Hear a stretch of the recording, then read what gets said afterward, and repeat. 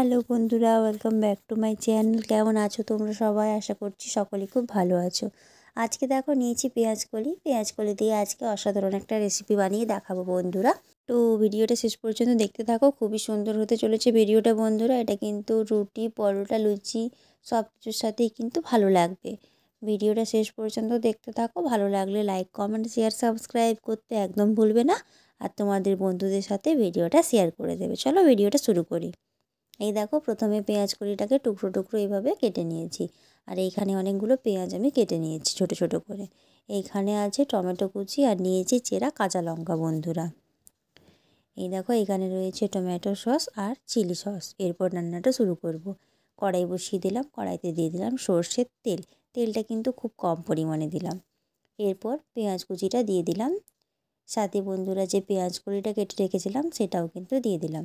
এটাকে একটু ভেজে নেব। এটা হালকা লাল লাল করে ভাজতে হবে। এই দেখো বন্ধুরা, কত সুন্দর ভাজা চলছে। এই দেখো, মোটামুটি লাল লাল হয়ে এসছে। এরপর আমি এর মধ্যে দিয়ে দেবো কেটে রাখা টমেটোটা আর চেরা কাঁচা লঙ্কাটাও দিয়ে দিলাম। এটাকে আবারও একটু ভেজে নেব। কিছুক্ষণ ভাজতে থাকবো যাতে টমেটোটা গলে যায়। এই দেখো, দিয়ে দিলাম সামান্য একটু নুনটা দিয়ে কিছুক্ষণ ভেজে নেব। এই দেখো বন্ধুরা, ভেজে নিলাম। এরপর আমি এটার মধ্যে দিয়ে দিলাম একটুখানি জলটা দিয়ে একটু নাড়াচাড়া করে দেব। এই দেখো, জলটা দিয়ে দিলাম।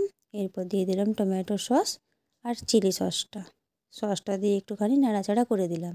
জলটা কিন্তু একটু কম দিতে হবে বন্ধুরা, পেঁয়াজটা সেদ্ধ হওয়ার জন্য। এই দেখো, জলটা ফুটে এসছে।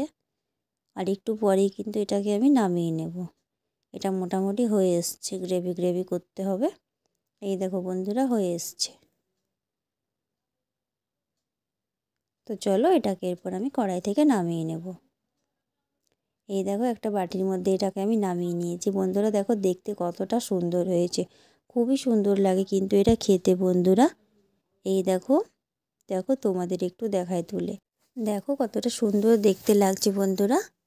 তো তোমরা কিন্তু এই রেসিপিটা বাড়িতে অবশ্যই একবার বানাবে, খুবই ভালো লাগে খেতে।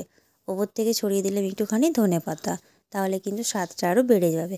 এটা কিন্তু রুটি, পরোটা, লুচি সব কিছুর সাথে তোমরা খেতে পারবে, খুবই ভালো লাগে। তো ভিডিওটা ভালো লাগলে অবশ্যই একটা লাইক দেবে। আর এই রকম ধরনের আরও নতুন নতুন রেসিপি পাওয়ার জন্য আমার চ্যানেলটা অবশ্যই সাবস্ক্রাইব করে রাখবে। আর পাশে থাকা বেল আইকনটা প্রেস করবে আমার ভিডিও নোটিফিকেশান সব থেকে আগে পাওয়ার জন্য। তো তোমরা খুব ভালো থেকো বন্ধুরা, সুস্থ থেকো, সাবধানে থেকো। আর বেশি বেশি করে ভিডিওগুলো কিন্তু শেয়ার করে দাও তোমাদের বন্ধুদের সাথে।